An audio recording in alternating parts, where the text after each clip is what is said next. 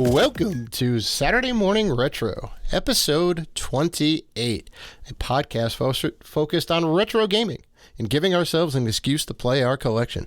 Before we start the show, we want to thank all of our wonderful fans who have supported us, and if you want to show support for the Rated G Network, you can find us on Patreon at patreon.com/Rated G for Gamers. You can also find us on YouTube, Twitter, Instagram, and Facebook at Rated G for Gamers. And finally, please rate and review us on iTunes and Spotify. We appreciate all the love. I'm your host, Dave Rotino, and this is my co-host, Dan, the podcaster formerly known as Classic Robinson. Salutations, Dave. Salutations. I want to say, I think Saturday Morning Retro that we do once a month Yep. is secretly becoming my favorite show to do. Wow. Talk about picking your favorite child. Dan's like, nah, Saturday Morning Retro. I know. I mean, I am one of three kids, right? Like, if I had three kids, I would just be like, you know what? It's just like the commercial, the Cracker Barrel commercial, right? And it's just like, okay, you're my favorite. You're my favorite kid. And it was like, I was talking about the chicken, Dad. I was talking about the chicken. Is it? Like, are there really Cracker Barrel commercials?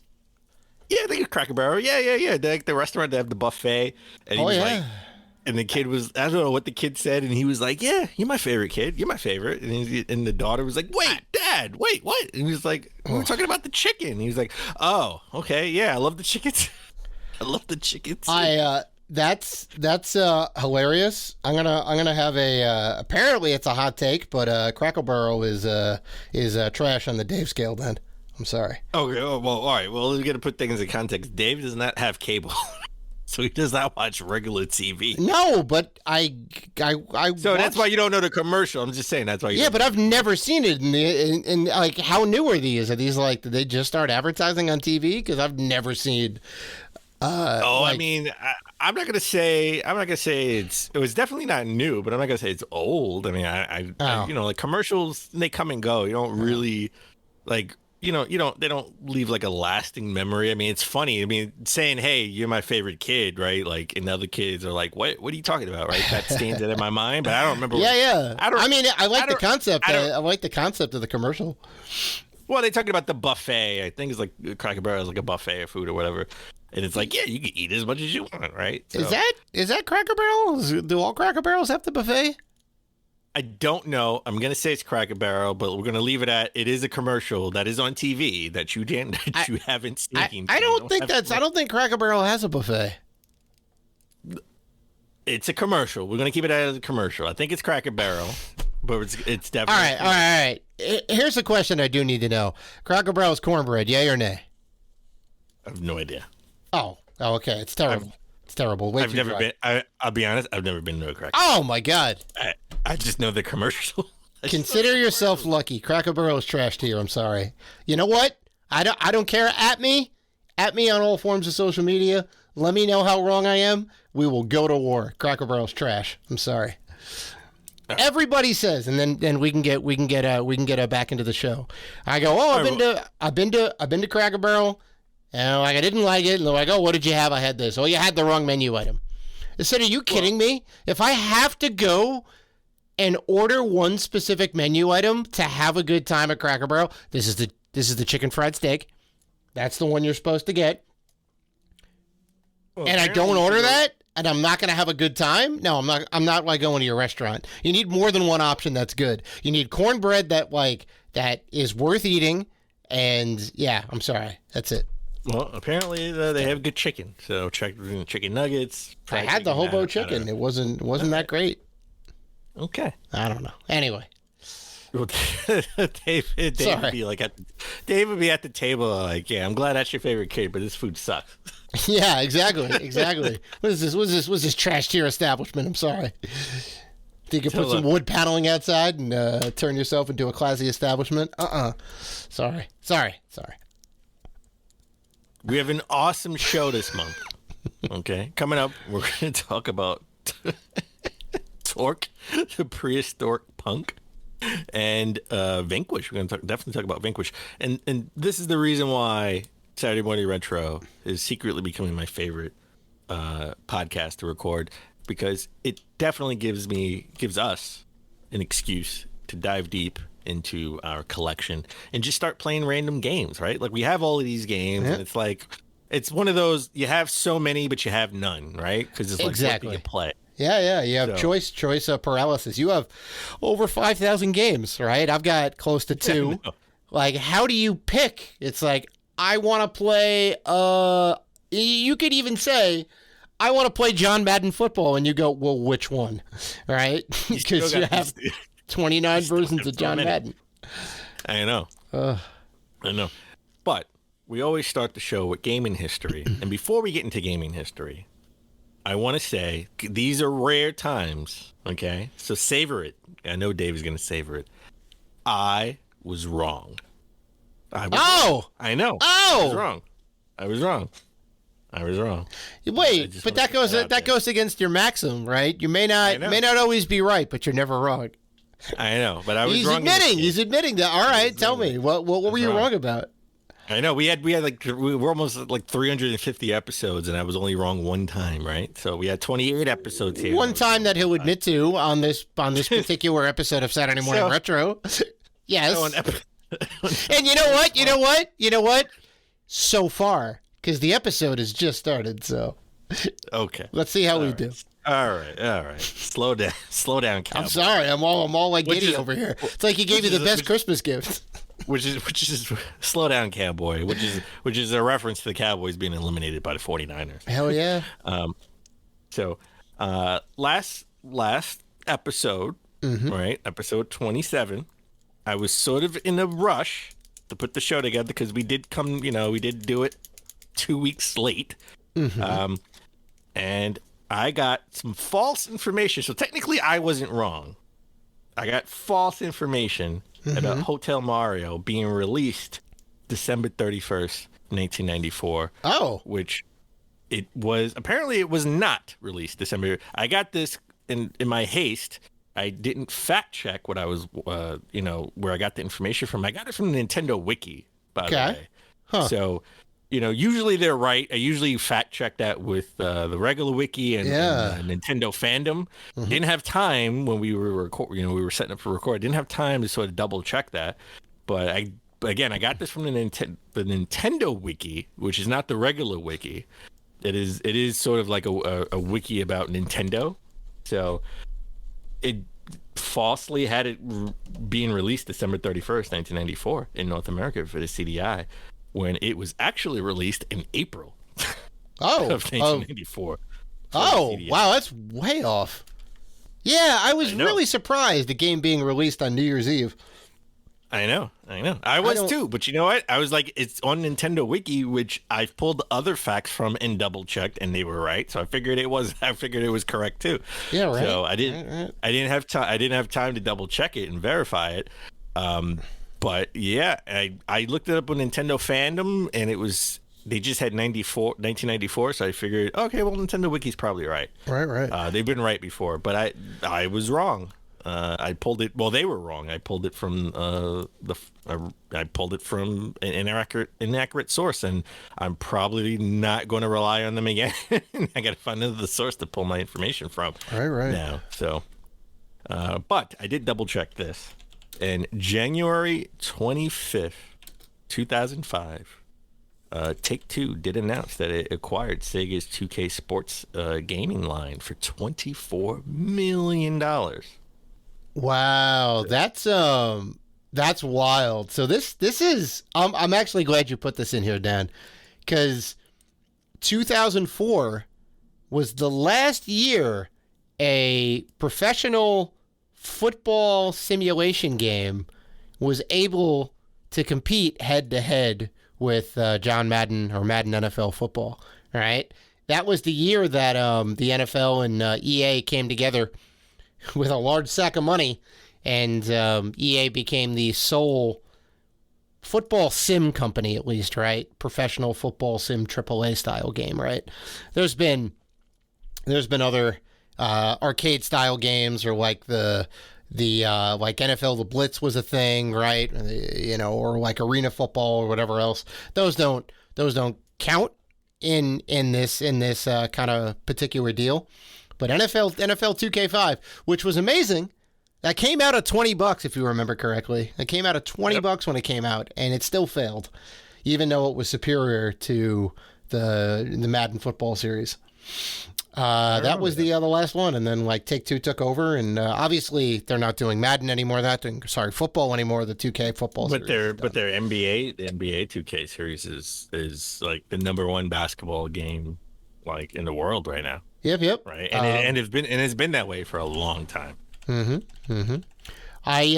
think the NBA may be the last sports franchise they do, because I think the hockey stopped, right? And I don't know if they do. I don't think they do the baseball anymore, right? I think they do. I still think they do 2K. Okay. NHL. They do 2K NHL. I'm pretty sure they do. Okay. I mean, they were doing it up to a point. If they stopped it, I think they stopped it pretty recently. But yeah, you know what? Maybe they stopped. I know they were doing it while we were at Circuit City. Oh, so for sure. Stopped, Yeah. They definitely stopped in like the 2010s. Oh, 2000. There was the last release. Well, if you count iOS and Android, which for the purposes of this, no, we won't. 2K11. I will count it. 2K11 was the last one, and 2K11 was on the Wii and the iPhone, and that was it. It was weird. Oh wow! So that's essentially a mobile game. You know what I have to do, right? You know what I have to do now, right? You have to pick up that version and every other version of it, because you got to have them all. I gotta pick it up for the Wii. Yeah. Right. Right. Oh, speaking of gaming pickups, Dave, did you get any good pickups this month? I got a couple, for sure. I got a sealed copy of Ghostbusters for the PC. This is the kind of mid-2010s release of Ghostbusters. I know there's been a lot that have come out. I believe this is the one that Dan Aykroyd considers Ghostbusters 3.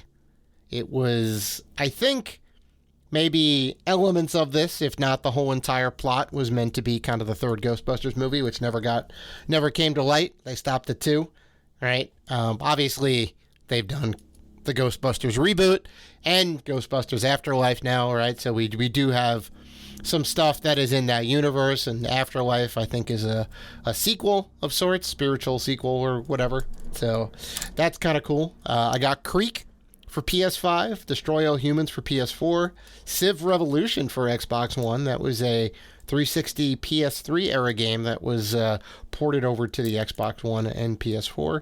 And then the creme de la creme, Dan. Got my copy of TMNT Shredder's Revenge, the VHS tape version for the Nintendo Switch, which I have yet to open, because how can you open such a unique piece of gaming history? Can't do it. Easy. You get scissors or a knife, or you can use your nails if you let it grow, and you just like rip it open, right? You just rip, and then like you tear it open, and you put it in the recycle, because it's plastic, so you should be recycling. Okay, all right. I still disagree. I would open it. I would rip it all open. I don't have to, though, because I have the Xbox version. I can just play that, and I can keep this in pristine condition. I know. Yeah. I know. Okay.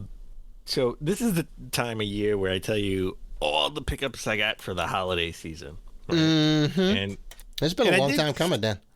And I did some of that on the last episode, which we didn't record in December, technically, but I kept all the heavy hitters for this episode. Mm-hmm. Okay? Mm-hmm. So I didn't necessarily pick these up in January, but I definitely got these around the holiday season, Christmas, from different clients and stuff.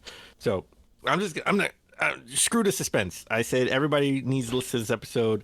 I'm just gonna jump into it. I got something, the holy grail for me at least, something I've been wanting since I first started collecting, which has always been, just a little bit too expensive, away, out of grasp for me, and that's Panzer Dragoon Saga for the Sega Saturn. I have it complete. Ooh. It is in pristine condition. Oh boy. The case isn't cracked at all. I have all 4 discs. The only thing I question is, did it come with a little piece of styrofoam? I don't know. I don't think it did. I could be wrong, but I don't think it did, because all 4 discs are it's wrapped individually, right? Well, at least 3 of the discs are wrapped individually. What do you mean by wrapped individually? They have different little CD spots? Yes. No, they have like little like little CD cardboard holders in the case for the disc. Oh, they don't have the little like whatever you want to call it, the little ring that it like latches onto? There's a ring for one of them, and then the other 3 have like little sleeves. Like little cardboard sleeves. Right? Wow, that's interesting. I haven't seen that before. So when you close it, it does like poof up a little, right? Because it's 3 different discs in these little sleeves. Right. So, I don't know if it had styrofoam in it, but I don't really care about that. I got the game. Wow. That at one point in magazines, right? It was, what's better, Panzer Dragoon Saga for the Saturn or Final Fantasy VII for the PS1, and I have both games. I'm ecstatic. Final Fantasy VII is an easy game to get, but yeah, I didn't realize they were going head to head like that. But I guess that kind of makes sense, right? It's the biggest RPG, because I don't know if Shining Force 3 came out here. That would have been the other one, I think, the other big one. There was there's a handful of ones on Saturn that are like really good that haven't really come out anywhere else. So, but remember, these were exclusive for their platforms. Right? Yeah. So this was exclusive one for the PlayStation, exclusive one for the Sega Saturn, and it was which one is better, right? And I totally always wanted to get this game, right, and complete my Panzer Dragoon Saga collection. They only had 4 games, right? And they had 4 games. Well, 4 if you count the one on the original Xbox, yeah. Yes, so I'm happy to get that in the collection. I got Stunt Racer for the N64. All right, Stunt Racer, definitely up there in price. Didn't expect to get this game when they, clients asked me for a list of games. I did have this on there. The price was up there. Wasn't expecting them to get this. I kind of wanted them to get a bunch of other games that equal this price. But don't put it on there if you don't want them to buy it. Right? That's an easy sell right there. Well, it was, hey, just give me a list. Usually every year is like, give me a list of games, and I usually give them a list of games. And I had this, and I usually put like games that are more of a priority and less priority. And I had this as a less priority, but I think they saw the price and said, I'll get it for him, right? Because he's a great client. So I am still super happy to have Stunt Racer in the collection. It is one of the rare racing games that you can get out there, and apparently it's actually pretty good. So I'm happy to have that. Very nice. I have the Terminator for the Sega CD. I haven't bought a Sega CD game in ages, right? Terminator is actually pretty good for the Sega CD. It's better than the Genesis version, and a little bit different, I believe, too. And then I have something I did buy for myself. A client didn't get this for me because this was sort of a present to myself. I got Sega Classics Arcade Collection / Sherlock Holmes for the Sega CD. So I had to buy another Sega CD game plus Lodestar for the Sega CD. So hold on. This is a Sherlock Holmes / Sega Arcade bundle? Why? Why not just make it a Sega Arcade bundle? So they sort of had the demo, like sort of the demo disc, the Sega demo disc, right? And they have this, you can get the classics with the Sherlock Holmes. I don't know. Maybe it was a way to sell the Sherlock Holmes. I think so, because that was an FMV game, if I'm not mistaken, and it wasn't that great. I don't know if it was an FME game. I think it was more along the lines of like Monkey Island, like it was. Well, it is, but I mean, there was a lot of full motion video in it. I think, I think you're right. It was like a puzzle solving thing. Yeah, it was a puzzle solving thing, and so it's like like when you get those demo discs, right? Like you got one. It was sort of like one side says Sherlock Holmes, and the other side had the Sega Collection arcade. Yep. And this was the way you could play Sonic and Streets of Rage on the Sega CD. Came with 4 games. I don't have it in front of me. I forgot what the other 2 games were. I think it was Columns, Streets of Rage, Sonic the Hedgehog, and it was another game I'm missing. I don't have it in front of me. I think I put it in. I already put it away. So. Right. Okay. All right. So back to the games that I got from clients. I also got the Legend of Oasis for the Saturn complete. That is the other big RPG for the system, or one of the big ones. Yeah. It does have a slight crack in it, but other than that, in great condition. And I got Mars Matrix for the Dreamcast. Wow, there you go. Yeah. One of the best shoot 'em ups for the Dreamcast. I've always wanted it. I've been wanting to get it for a long time. So I'm glad to have this in the collection. Wow, that's almost exclusively Sega, with the exception of Stunt Racer. Everything is a Sega game. Well, the heavy hitters, yes. Well, sure. Yes. I mean, I'm talking, like out of this list. That's pretty wild.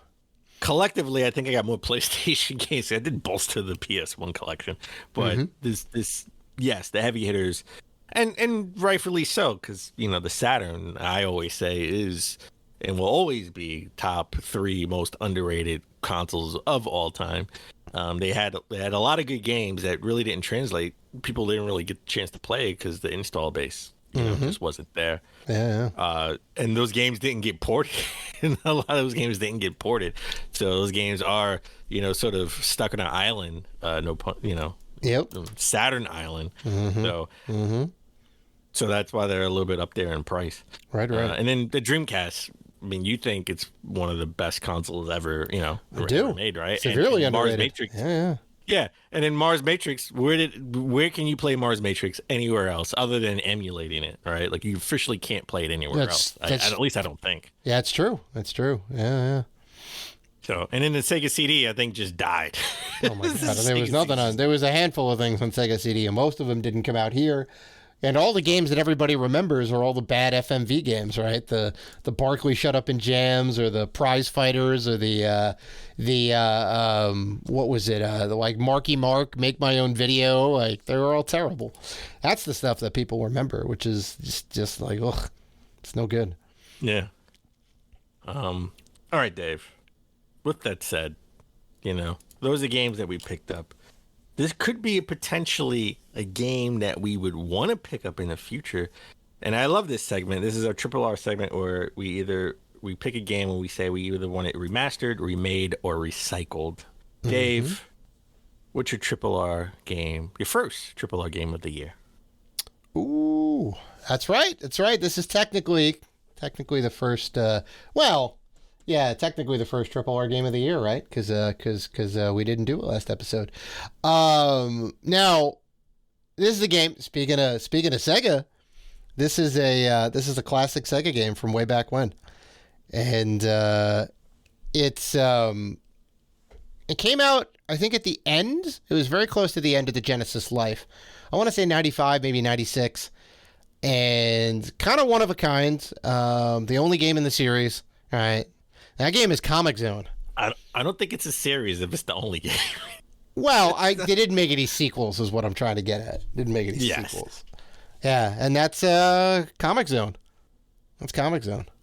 So and you want this remade? I want this as a remaster for sure. Oh. Yeah. So Comix Zone is kind of interesting, where you play in a comic. So you move throughout the comic panels, and those are all the different stages. So every stage is a new comic, I guess, in that series, right? And I think you get like sucked into the comic, I think is what it is, or somebody draws you and then you get to play as the protagonist of the comic.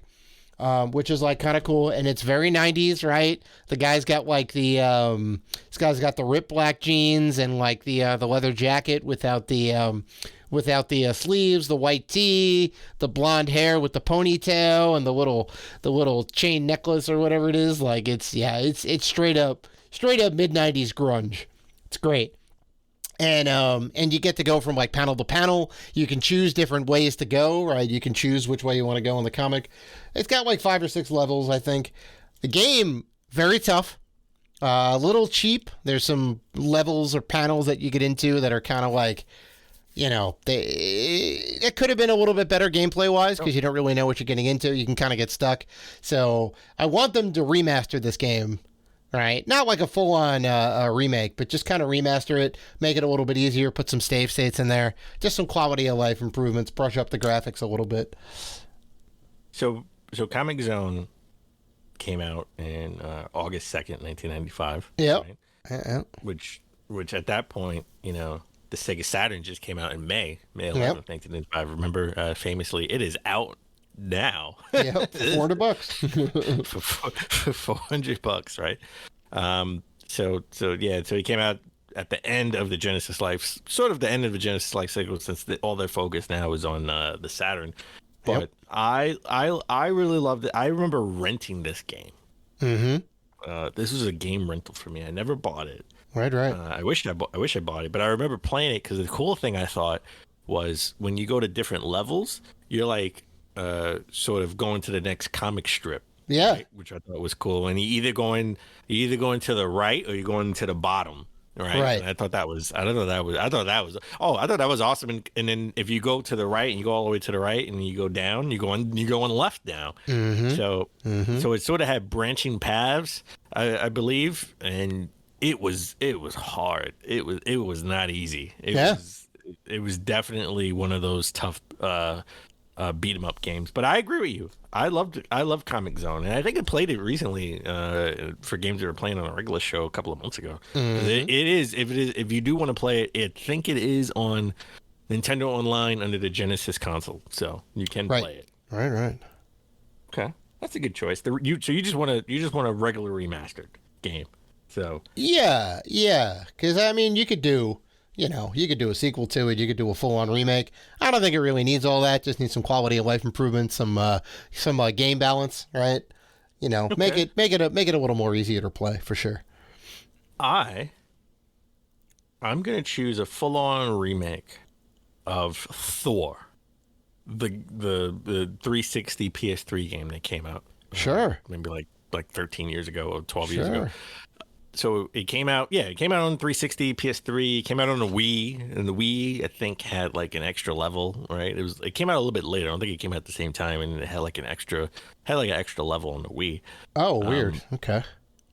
It definitely had something more on the Wii version than it did the 360 PS3 version. I think it was an extra level, because I do own the Wii version, and I tried to play the 3. I have it for the PS3, and I tried to play a PS3 game for Sunday Morning Retro when we first started, and I was just like, I can't do it. The controls, trying to control this game, I didn't have the patience at the time, because when we play these old games, right? Like some of these games with the mechanics, like you have to have the patience for it. Like you really have to learn to have the patience for it. And you have to like throw out everything you know about modern gaming out your mind and go back in time and try to play these games. And there's a lot of games I tried to play and I just like, I can't do it. These tank controls just doesn't work. I just can't do it. Right. And Thor is one of those where I think it had great ideas for level design. It has the IP, right, and and it is a movie tie-in to the original Thor game, right? Even though it was in a different set piece, I want a new Thor game because you have the character, you have the power, right? Like it's not Superman where he's just all powerful. Thor has weaknesses, so you have built-in storylines you can pull from, and I kind of want Insomniac to do it. Oh, I know Rockstar is not going to do it because Rockstar is just like in bed with DC. But I want Insomniac. I know they're doing. Well, you want it like completely redone. You even want the gameplay redone. You want to take Thor the character. I want a remake. I don't think this is a remake, Dan. I think this is a recycle. No. I don't want to recycle. They have the thing. I did like maybe 3 or 4 levels and I just couldn't do it anymore. And I did watch a walkthrough of not the whole game, but most of the game. And they have everything in place. Just change the mechanics, right? Change it from soup to nuts, change the mechanics, obviously upgrade the graphics because, it's going to be played on modern, modern hardware. Okay. Change that and just make it playable. Because it's just make it playable because the mechanics. You know what? You know what? You can say that about every single movie tie-in video game because the concepts are great. Obviously, they're banking on this big name project like The Matrix or The Avengers or Spider-Man or Batman or whatever. And they never turn out well because all the money goes to the license and they're under deadlines. You know, it's all sorts of terrible. And everybody has the power fantasy. Everybody wants to be, you know, insert whatever random superhero. So everyone's excited. They never turn out well. So I'm with you. Thor is a very good pick. Thor is a very good pick. I like it. Again, they had good elements there, and you know, I'm like, okay, this kind of makes sense. Just the way they implemented it. I think it was Sega. I could be wrong. I don't have it in front of me. Right. The way they implemented it just didn't work. The mechanics didn't work. It sucked. It wasn't intuitive. But the world, the enemies, everything is there. They have everything there. It just needs to be playable. And at some point, I don't know. We're at episode 28, maybe in episode 50. I'll try to do it again. I'll try to do it again and try to play more of it. But that would be I want a full on remake and fix the mechanics of Thor. I'm with you. So with that said, why don't we take a break and when we come back, we're gonna do a deep dive and jump into our collection and talk about Tork, Prehistoric Punk, and Vanquish.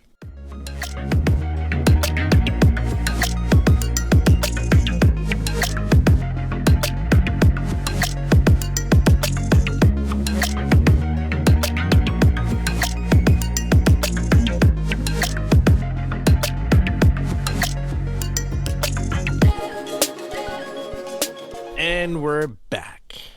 All right, Dave. Let's dive deep into our backlog and talk about Tork, Prehistoric Punk, and Vanquish. So I'm going to start. I did play this Tork, Prehistoric Punk. I played it just for you, Dave. I played it just for you. I'm going to tell you why. Because this was an OG Xbox exclusive. Here it comes. Dave always says, other than Halo and Fable, I threw Fable in. He doesn't say Fable. He's a hater. But, well, you know, what else can you play on their OG Xbox? So you know what? You can play Tork Prehistoric Punk because it was an Xbox exclusive. Right up there with Voodoo Vince, right? It's another mascot platformer, right? Yeah, it came out a little bit late in the life cycle. It came out January 12th. Released in North America. In North America only, by the way. It was a North American exclusive. January 12th, 2005. It was developed by T-Walk, which is now known to be Ubisoft, which they do have another name that is sort of pretty much French, and I'm not going to even try to pronounce it. But Montpellier? Ubisoft Montpellier? No. Oh. No, actually, no. I actually did listen to the pronunciation of this name, and I do not speak French, so I'm not even going to try, but that was a good try. Okay. All right. So it was published by Ubisoft. Only released in North America on OG Xbox as an action platformer, and I played it on the OG Xbox. Now, this game was really tough to find information about. I'm not going to lie. It was. I really had to, the Wikipedia page didn't have a lot on it, and I really had to dive deep to try to get information on this.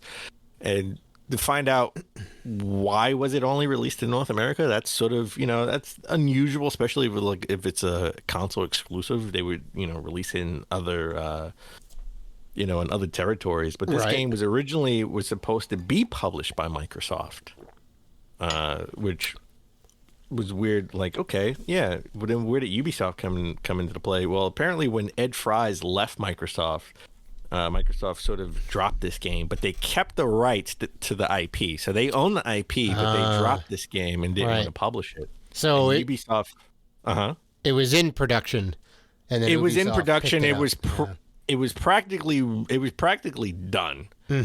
But when Ed Fries left, the new management came in and said, "Nah, this game is not." It came out in 2005, right? So this is when they're gearing up for the 360. Right. So yeah, they would come out later this year. They didn't want to put any more resources into sort of a mascot platformer, which we were kind of past at this point, right? But Ubisoft came in and actually bought T-Walk and publish the game. Now, the reason why they bought Taiwalk is because a lot of the devs that sort of, that Taiwalk was founded or formed by devs who worked on the Rayman games. So Ubisoft was very familiar with all the devs that worked on this game because it had good pedigree, right? I mean, at this point, I think Rayman Arenas was probably the last game that got put out. And, you can say what you will about the actual game, but a lot of the Rayman games were highly rated at the time. Oh, for sure. Yeah. So, that's why Ubisoft stepped in. And, I think they sort of threw a life jacket and said, you know what, we'll just buy you and we'll publish this game, right? Since it's already done. I mean, sure. And because they did that, this became a budget title for only $20. Oh, that I did not realize. Okay. This game only cost $20 at the time. Mm-hmm. And they only released it in North America. So that kind of makes sense. I understand. I mean, Microsoft didn't have a lot of faith in mascot platformers at this point because they were getting ready for the 360 release. And Ubisoft probably said, you know what? We bought this studio for the talent. We already have an IP. Let's make some money on this, right? And just release it as a budget title and just probably in North America. So I can understand why they probably did that. Yeah. So, like all mascot platformers, story behind this is, you play as Tork, a young cave kid. When your village is attacked, by time-traveling wizard and monsters, you wake up to find that your father has been kidnapped because your father has special powers. Okay. Right? But you come to find out, you have special powers too. You're just like your dad, which therein lies the issue for me at the start of this game, because if the wizard kidnapped my father because my father has special powers, why didn't he just kidnap me and get it over with? Then we wouldn't even have a game. I was scratching my head, but you know what? It's a mascot platformer. Who cares about the kid? I got the dad. And it's also a budget title too. Yeah. Yeah. So now your journey starts to try to find your father and stop the evil wizard from destroying time. Mm-hmm. You meet a good wizard at some point after you sort of do the beginning tutorial of beating these low level dinosaurs. Just sort of to figure out the mechanics of the game. Mm-hmm. You get to the hub world, which is sort of like at the top, of this sort of prehistoric, camp on a mountain, and you meet a good wizard who will help you travel through time and guide you through, tutorials to gain new power-ups. He's sort of like your guide. And this is just not a prehistoric game, which I think by the name Prehistoric Punk, it sort of tells you will go, you're going into the future as well. Mm-hmm. So you do go into medieval times and futuristic times, which I just... why? This is why. It's like Prehistoric Punk now makes sense because I was like, why is it called Prehistoric Punk? Just punk because like I'm a punk? But no, punk rockers, like punk meant like sort of futuristic at the time, right? We have cyberpunk, right? Nowadays to bring it back, bring it full circle, right? Cyberpunk is sort of like futuristic, so you will be in the future at some point. I mean, you're in the future, even in the medieval times. You're in the future, which is more future than being back in prehistoric times. I wish they would have kept it prehistoric because when I first popped this game in, I'm thinking this is just dinosaurs and evil sorcerers / wizards of the time, which is still unrealistic, but whatever. You have to suspend realism. It's a mascot platformer. Don't want to really go in the future, but you do. They're about 12 or 13 levels, different time periods. I mean, it's a third-person action platformer. I have a question. Sorry to cut you off. The camera. I would just say this: the camera isn't the problem, which in 2005 it shouldn't be. But so the camera is not a problem, and a lot of different platformers, the camera is always an issue. Okay, agreed. Yeah. It's very much well beyond the early 3D. We don't know what we're doing. Analog sticks are still novel. Yeah, beyond all that. What I want to know is what is the reason for going in the future, story wise? Do they actually say? It's got to be some reason. You have to find your dad. You're trying to find your dad. It's weird It's weird that he would get kidnapped into the future. Or why did they go back? I'm sure it's explained in the game, but it just seems a little convoluted. Seems a little too much. Your dad was kidnapped because he has special powers. Like you have special powers, and the special powers are the special power-ups, apparently. Agreed, but why they didn't kidnap you too? Why not the dad? Why just the dad? They should or is this the only person throughout history that has special powers, right? If you're coming from the future, you would assume a lot of people have special powers at that point. It just feels odd. I don't know. I have more questions, Dan. I have a lot of questions. Well, now you know why it's $20. Yeah, true. You have, basic melee attacks. You have a boomerang attack for longer range enemies, and you have a double jump, which is great, which is good. It, should be in 2005. I should say this game was delayed because Microsoft didn't publish it. It was supposed to come out in 2004, but when Microsoft didn't publish it, it was delayed into 2005, during the purchase of, Ubisoft purchasing the studio and then putting it out as a budget title. Because the game was done, or virtually done, when Microsoft decided to pull the plug on it. So, right. This is pretty much, you beat up enough characters, you beat up enough enemies, a certain amount of enemies, and you fill up your rage meter, and you can transform into one of 3 special spirit animal forms, which is why they kidnap your dad. Don't know why they didn't kidnap you. Still weird about that, but right. You turn into a squirrel, which can jump higher and have dash attacks. You can turn into a yeti, which is your first power up, and you're really strong, but you're a little bit slow. And then you turn into an armadillo, which has lock-on attacks and fast melee attacks. And all 3 special spirit animals, you can get into sort of like. You can get into different parts of the level, which are, like early on, the Yeti is like your first power up, and there's like, you can see there was like sort of like all these boulders all around, but you can, if you power up, you can get past that and get special, items and stuff like that, because they're protected until you power up. Okay. Or you can get in. I will say this. I do love the fact that you can power up. You have super power up, because this is like an action platformer of the time. So they do make it a little bit tough. And I think there are a lot of cheap deaths. I want to say there are a lot of cheap deaths, but I love the depth of the different level designs. A little bit too long. I think the levels are definitely a little too bit long. They could be 10 to 12 minutes long, where they should have been a little bit shorter. Some boss battles aren't even defeat the boss, right? Or the end of a level, I should say, not boss battles. The end of a level you have to actually defeat the boss. Some you have to like follow the boss and survive, or run away from the boss and survive, like Crash Bandicoot style, where you're running in the opposite direction. You're running towards the camera, right? And you sort of have to make sure you don't get caught by the boss, right? Like something impedes your way. You have to really sit there, just like Crash Bandicoot, and make sure you don't fall into a trap or get stuck, and the boss actually catches you. And then they have some levels in there where they sprinkle some Panzer Dragoon levels, bring it full circle from earlier in the show, where you are flying in the sky and you have to catch this mid-level boss. So.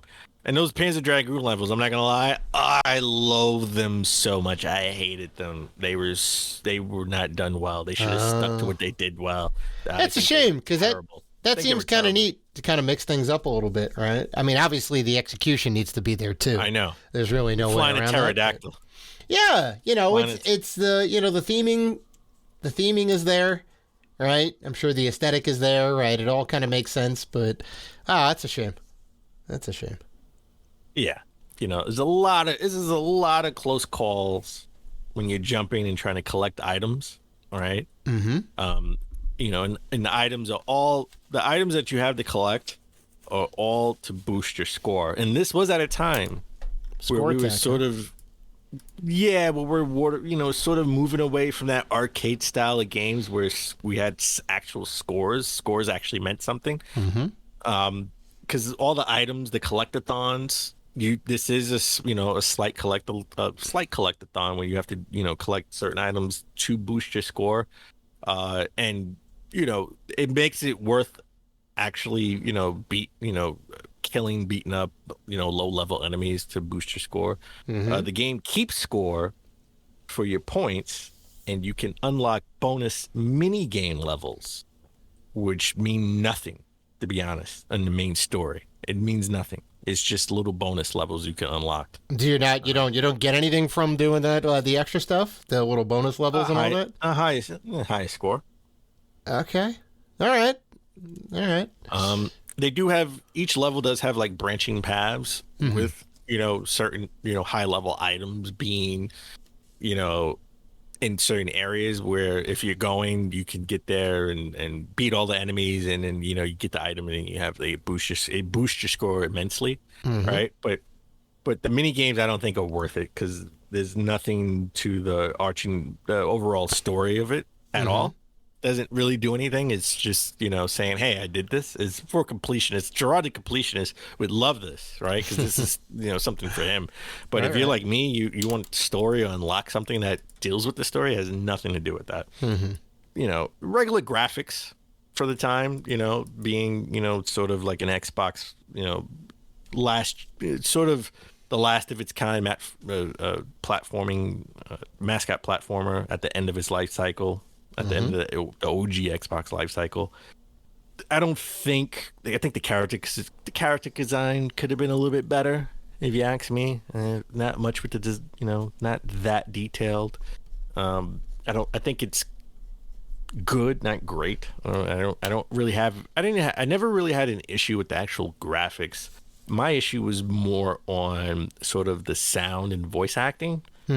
Where the music, forgettable. It was serviceable for the it fit each level, but the voiceovers were cheesy, and they were limited in dialogue, and they would say the same thing over and over again. Let's just take the Panzer Dragoon levels, the flying levels, as an example, where the guy was, the enemy will say the same thing over and over and over again. He didn't have anything different to say other than like, you can't catch me. Like, it drove me nuts. I'm like, that's it? You're going to keep saying that? Oh, this is so dumb. So I'm starting to understand why this was a $20 title then. really getting a lot of vibes, or really budget vibes. You really need the cutscenes to really further the story, because the voice acting, like in the actual gameplay, did nothing to further that. You definitely needed the cutscenes, which again, voice acting a little bit cheesy even for the time.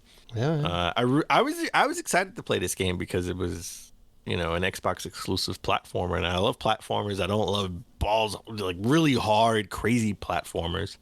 But they had some cheap deaths where I was sort of like, I wanted to rage quit and say, come on, how can I even get past this without getting hit? There is no way to get past this. There's literally spiked enemies in a gate here, and then across the water, which, by the way, you hit the water, you lose the health, you lose the heart, with spiked enemies. How can I get past this without getting hit? Oh my God. Right? Yep. I will say they are good with continues. Like, you have like 5 lives and continues, unlimited continues. It is not like actual arcade where they give you 3. Thank God. They do give you unlimited continues, to where in each level sort of had like each level sort of had like 2 levels to it, right? So if, like, you beat one part and you go to the next level, and I thought they were pretty good with their I thought they were pretty good at their checkpoints, right? You have this big gong you have to hit if to hit a checkpoint, and if you died, a bunch of times, they send you back to the hub world, and you get to choose the different worlds that you want to pick, right? At first, at least. If you complete one part of the world and you got the second part that you want to do, if you die 5 times, game over. They do bring you back, and then you could do that part over. They just won't bring you back to where your checkpoint was. You have to start that part all over again. Okay. But I thought that was fair. At least for the time. Definitely, that was fair. Right. the part that really didn't excite me was, man, people play this with the Duke controller. Like, like no, I don't think anybody played it with the Duke controller, Dan. The S controller has been out. That came out a year after the Xbox launched.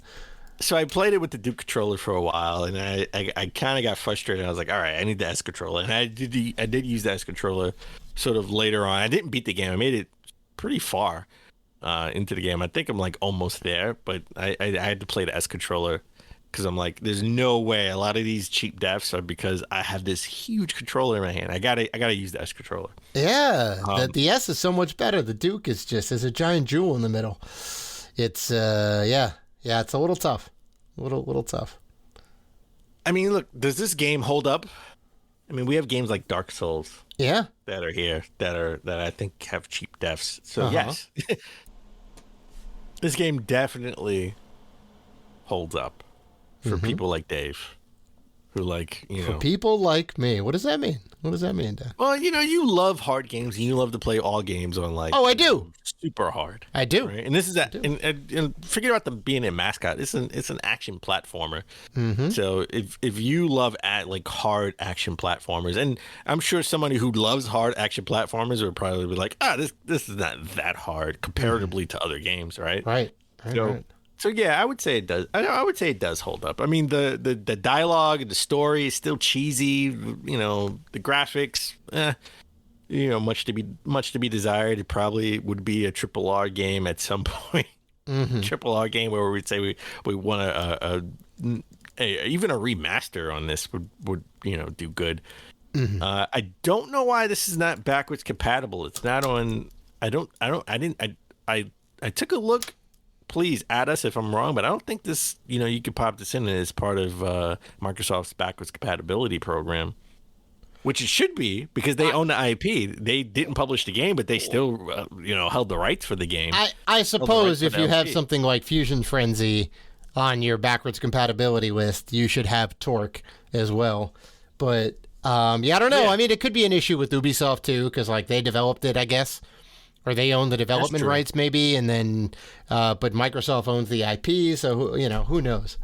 But I actually have a follow-up question for you, right? I have a new question I want to add to our Saturday morning retro, right? So you're saying it still holds up, right?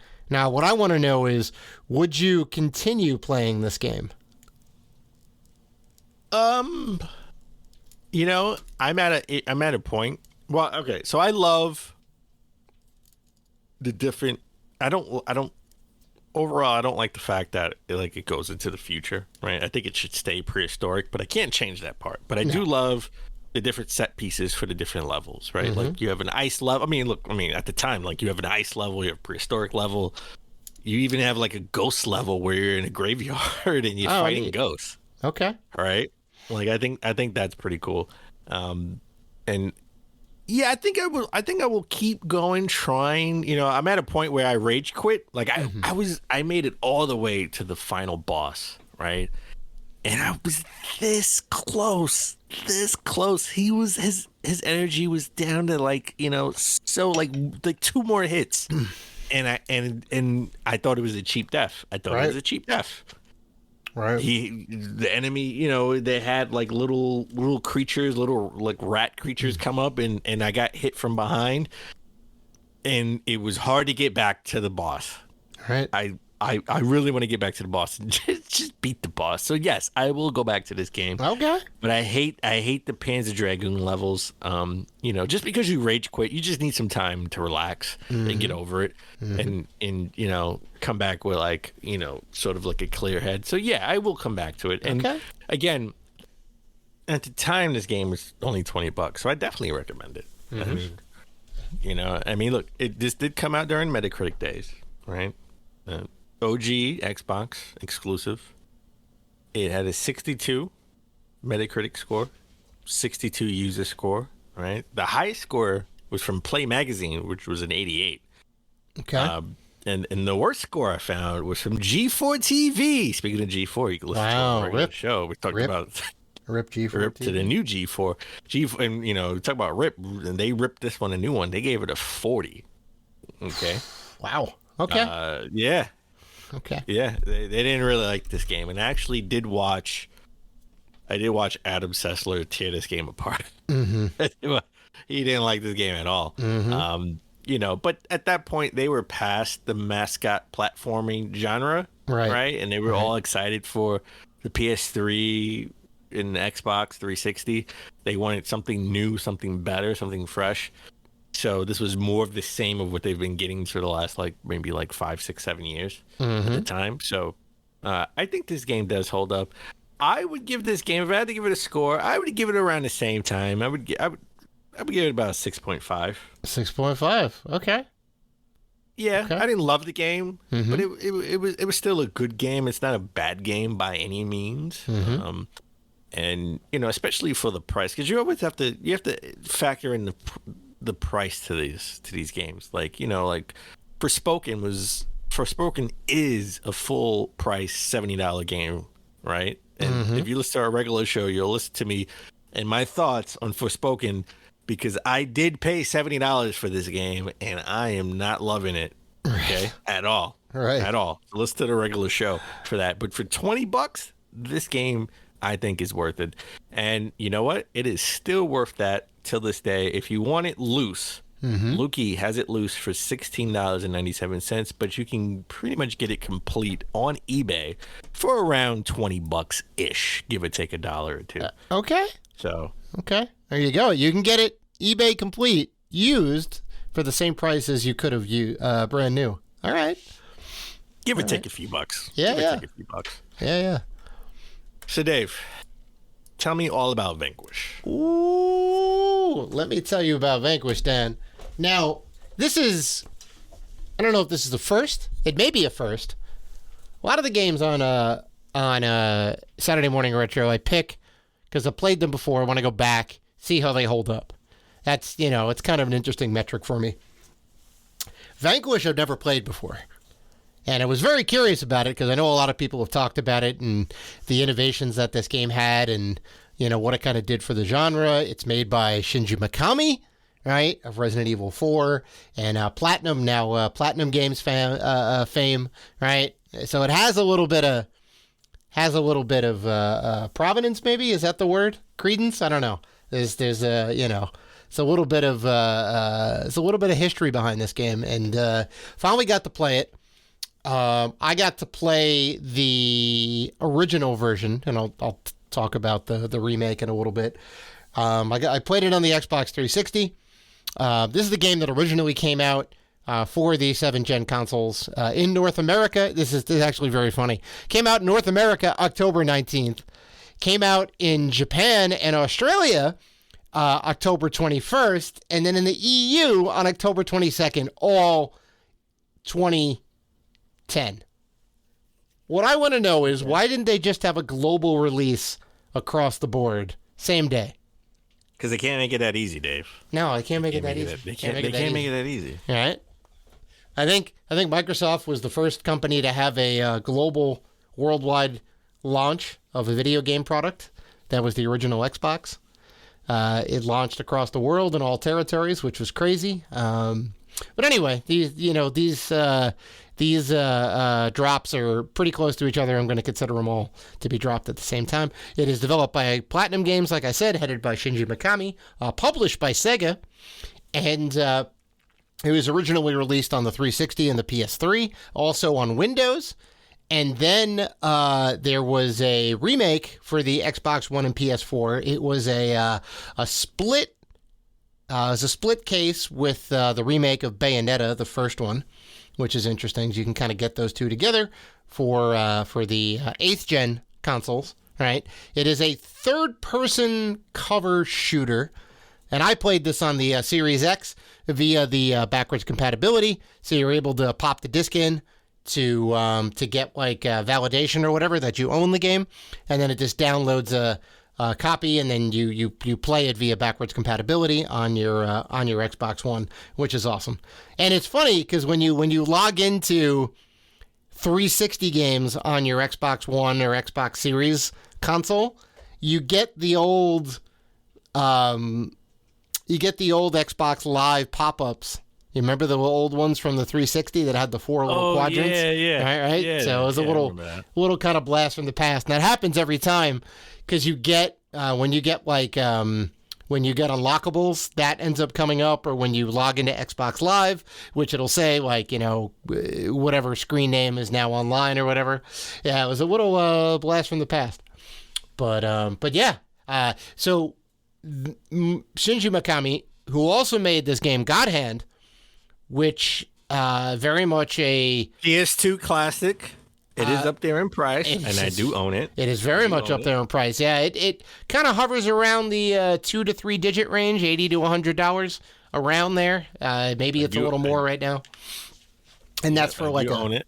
That's yeah. Trust me, I've had my eye on it for a while. I'm just waiting for that good price. But that game. Okay, wait. Just to let you know, Lukey has it loose for $150 right now. Oh, price is going up, baby. Price is going up. Yeah, that's loose, not complete. Yeah. Complete. Wow. Okay.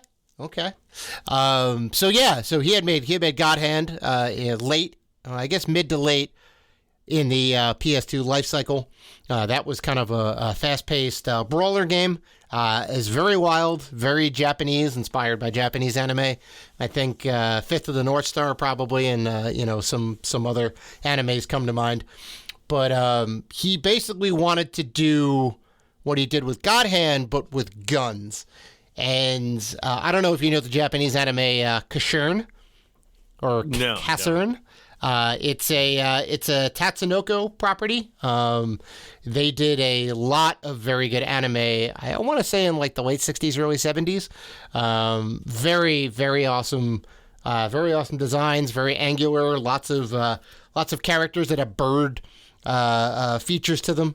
But like that game, that anime, I should say, Kashurin specifically, and I guess like a lot of the other ones, they had a real kind of like sense of speed. So there was a lot of guns, high flying action. He wanted to recreate that for this game, right?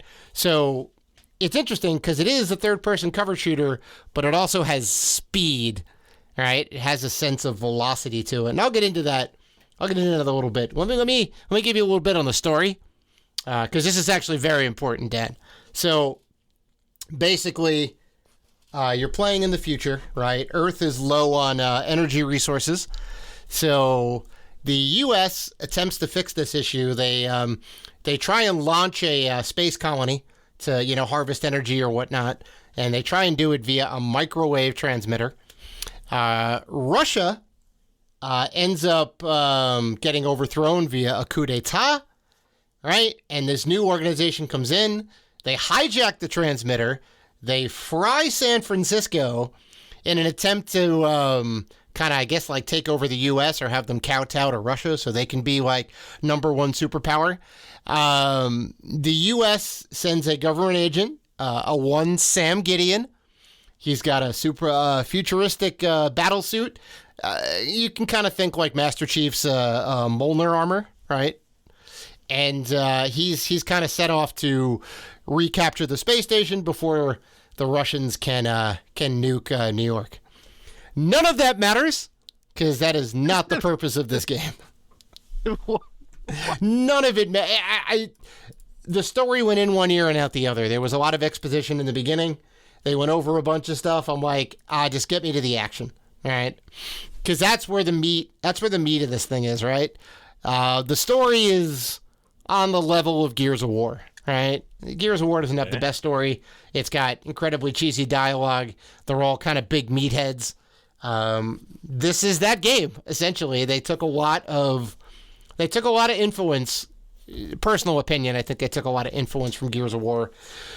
Obviously from the cover mechanic, but also in the character designs. There's a lot of, everyone's got huge muscles, like right down to the commander of the army that you're dealing with, right? Because it's you and like a small force that's with you, but they're really just there for flavor. Like you're really doing all the killing and all the action. And then you have your commander who's got like these big muscles, right? He smokes giant cigars. It's crazy, right? They're all very kind of like Gears of War influenced, right? So, like I said, it is a cover-based shooter, but it does have a score mechanic. So based on the combos that you do, based on the enemies you kill, how many times you died or didn't die, all of that factors into your score, and then you get a score at the end of the level. As a side note, I'll say I am currently at a negative score. I'm at negative 32,000, Dan. That makes sense. I got to the first boss, and I died a lot. Well, I also have to preface that I put it on the hardest available difficulty mode. So there's that too. And it's very challenging as you go up in difficulty level.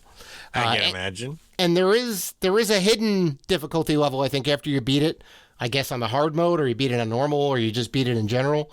You unlock like God Hard, which is crazy. I love the name of that. And that has another level of difficulty. They like get rid of the power-ups, and yeah, it's crazy. It's crazy. I don't know if I'm going to be doing all that, but because I'm still kind of going through my first playthrough. It sounds like a game for Dave then. I mean, yeah. I mean, it's certainly challenging. Don't get me wrong. It's certainly giving me a run for my money. So you get your power suit, right? You do get a bunch of moves with it. You're pretty agile, which is kind of counter to the cover shooter, right? Especially counter to Gears of War, which is a little more slow paced, right? Even like the run is fairly slow considering other first-person shooters, right? Compared to like Call of Duty and whatnot. But your guy is very mobile, right? He can move pretty quick. He's got a crazy slide. Like when you hit the B button, you can just slide at an incredibly high velocity on the ground. It is insane. You can cover so much ground. You can also do the roll or the dodge, I guess, by holding down A, and it is a very, very, very quick roll. You instantly roll and then roll again if you just keep holding down the button, which is like kind of crazy. Right, so you do have those at your disposal, and you have this thing called AR mode. I forget, I don't necessarily think, I think it may stand for augmented reality, I'm not too sure, but it's basically like kind of like a bullet time or slowdown mode. Well, it's a number of things. So you have a energy bar, or like that is your AR meter. And if it goes down to 0, then you got to wait for it to like juice back up again, right? It like overheats. So when you're doing all these moves, when you're doing the dodges or you're doing the slides or you go into like bullet time mode, you start expending your energy. So you have to kind of like play this balance game, right? So you can't always be doing these like high flashy moves. So you do want to do combos to like link them together, which will give you like a bigger advantage, move you into the right position, whatever else. But you want to make sure you don't use too much of it. Otherwise you have to like get behind cover again. Not to mention that some of the cover is destructible. So if you're behind cover, there's a good chance it's going to get blown up by the enemy, which happened to me a ton of times. Then you got to move to more cover. So of course. Yeah. So it's very interesting. You can play it like a cover shooter and be more methodical with it, but that's not, I mean, you can certainly do that and you won't get penalized. You can kind of play it slow and plod, but really the beauty of it comes in when you start like jumping around the map and really comboing things together and like, I mean, it almost feels like a ballet of sorts, if that makes any sense, because you're kind of like, no, it makes perfect sense. Right. So yeah, like as far as the weapons go, you always start out with the loadout of 4. I believe it's three guns and 2 grenades. There's an EMP grenade, which is like a shock grenade, which will disabilize people. And then there's a regular like frag style grenade, which can hurt your own guys. So you got to be careful about that. And then you get an assault rifle. You get a heavy assault rifle or like a heavy machine gun, and you get a shotgun. I think that's like the standard loadout. And then you can pick up other weapons. There's like 10 in all, including the 2 different types of grenades. You can swap between weapons on the fly. So like, one like cool thing is if an enemy's firing at you, right, and you dodge at the right time and then hit like the left trigger, I think, you go into like slowdown mode, right? So it gets real slow and you can start firing with a gun, realize you're out of ammo, switch to another gun, start shooting with that gun, right? Maybe switch to the grenade, throw a grenade, all while you're in the slowdown mode, and you can be like moving towards like more cover. You can get to a new area and then recharge and then keep it moving. So it's really cool. Like I know I'm kind of fawning over this. This was the highlight of the game. This was the bit. Okay. And this is a lot of the stuff that I'm talking about wasn't really done in a third person or first person shooter before. You basically had cover shooters, or you had like Splinter Cell style sneak games, or you had the Call of Duty Halo, kind of super fast run and gun, the Unreal Tournament style games where you just kind of run around real quick and jump, and you're always trying to move and circle strafe, right? But this kind of married the cover shooter and like the fast-paced nature of first-person shooters with all these different abilities that you can kind of link together. So it was really kind of innovative for its time. I think you really got to give it credit for what it did. And, Mikami had a vision. I think he executed very well on this. I think it really holds up when you're like playing through the game. They give you enough varied scenarios that it keeps it fresh. It's not just like, here's a horde of enemies, here's another horde of enemies, right? Because they have Did you think it was balanced though? Like the shooting, with the sliding. Do you think all that was balanced? Oh yeah, good. Oh for sure, okay, for sure. And you can not do all of that and miss on a lot of that stuff and still have a fun time with it, right? So there's kind of like there's different ways to play. And, you can get enjoyment out of it however you want, right? It's like kind of neat. But I think ideally, like once you start learning all the techniques and you stop with the mashing and you stop with the like always hiding behind the cover, like you start to learn all this other stuff. And then it kind of just, it opens up the game a little bit, I think. So, yeah. So like in terms of the graphics, very much like I said, Gears of War influenced, right? Obviously based on the anime Kashurin, right? There was some influence there, especially in the suit that Sam wears, right? Very kind of has a lot of angles to it, right? It's super cool. He's the only one that has it in the game as far as I've gotten. He's the only one with the super suit, so it's kind of neat.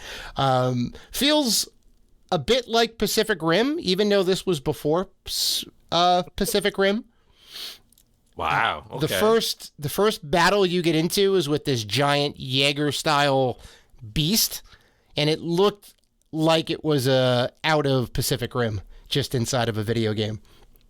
And super huge and imposing, had all these FYI, Pacific Rim did have a video game, download only, no physical. Did beat it when I played PlayStation, PlayStation, what was it called? Not Plus. The PlayStation Now? PlayStation Now. Yeah. It was the first game I ever played on PlayStation Now and beat it. So I don't know or necessarily think that Guillermo del Toro was influenced by this game, but it's very interesting the similarities to see. Like when you get to that first boss battle, it looks like a Jaeger. It's crazy. And it all kind of works. The visuals work, right? It all kind of comes together. There's definitely a lot of variety in the color, right? The worlds pop. There is a lot of good fidelity. I thought just in general, I didn't necessarily feel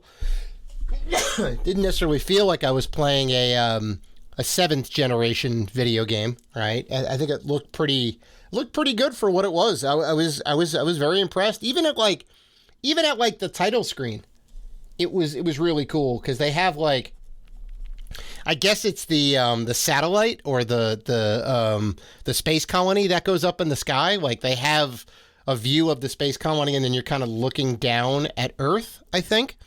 It was really cool. So I was kind of like brought into it like right away.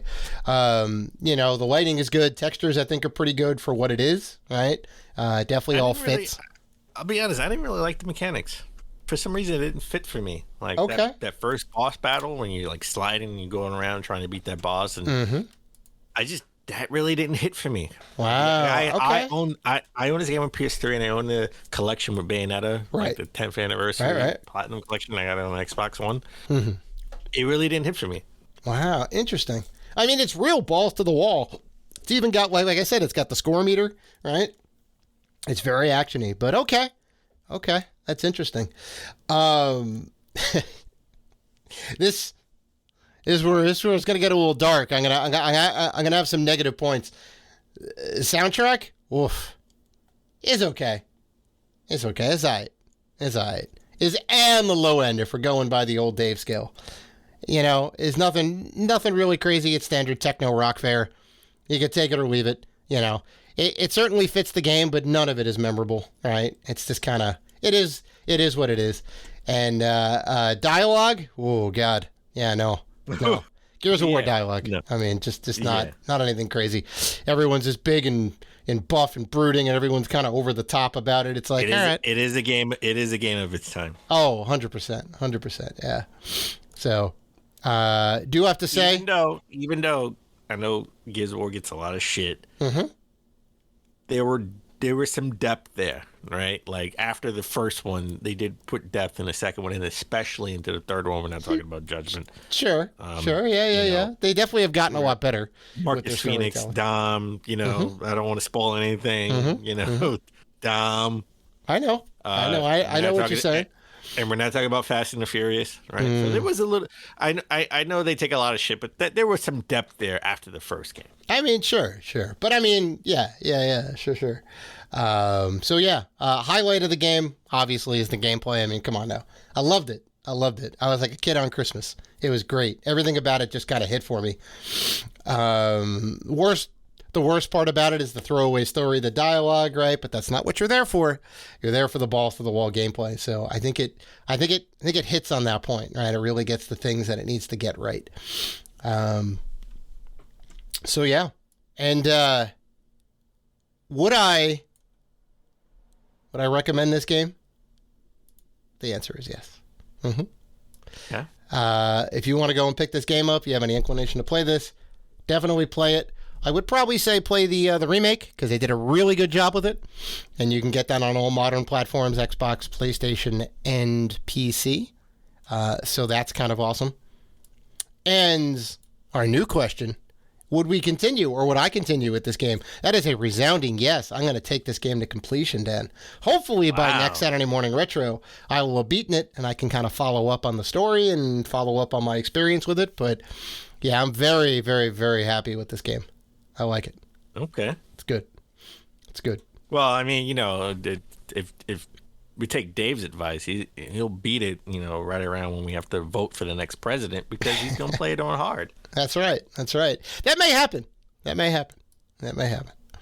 So, yeah. On the review side of things, I looked at the Xbox 360 and the PS3 versions. That got an overall Metacritic score of 84. Which is pretty solid. A user score of 9.6. Amazing. I was actually we never got a Vanquish 2. Yeah, we never got a Vanquish 2. We did get the remake though, so I mean there is some, there is some enthusiasm for the I want to say franchise, but for the game. Best review came from Thunderbolt. I have no clue what this outlet is, but they gave it 100. And the worst review came from Destructoid with a 50.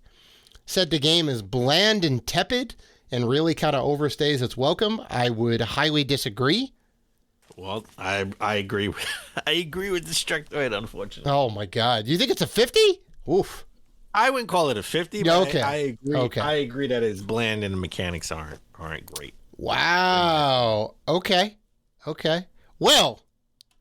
All of that pales in comparison. The most important thing is what I give this game. What do you give this game, Dave? Oh, I give this game a 9, baby. 9 out of 10. What? Right? No. 9 out of 10. 9? It's almost perfect. Are you kidding me? It's great. If it had a little less generic of a story and it had a better soundtrack, I would have given this a 10. And I am not kidding. No way. Yeah, man. This game is great. Way. It fires on a lot of cylinders. Almost all the cylinders. It's crazy. Well, if you want to get this game now, you can get a complete copy for the Xbox 360 on Lukey Games. Not a sponsored segment. We just love Lukey. You can get it on Lukey for $12.47. I believe the PS3 version is a little more expensive for whatever reason. I think around $17, but still manageable. It's under $20. You can get the game complete. It is great. Or if you want to get the Xbox One and the PlayStation 4 version, I think you can get that brand new for a pretty good price. I don't want to say it's necessarily $20, but it could be around $20. So you got options there. Which I think is great. Okay, that makes sense. Mm-hmm. All right. Awesome. Yep. Well, I think that does it, Dan. I think that's episode 28 in the books. We want to thank you guys for listening to the show, for liking, commenting, doing all the good stuff that you guys do. If you want to interact with us, and we know that you do, you can find us on Facebook, Twitter, Instagram, and YouTube at Rated G for Gamers. So please listen, like, rate, review, and subscribe. And as always, keep gaming.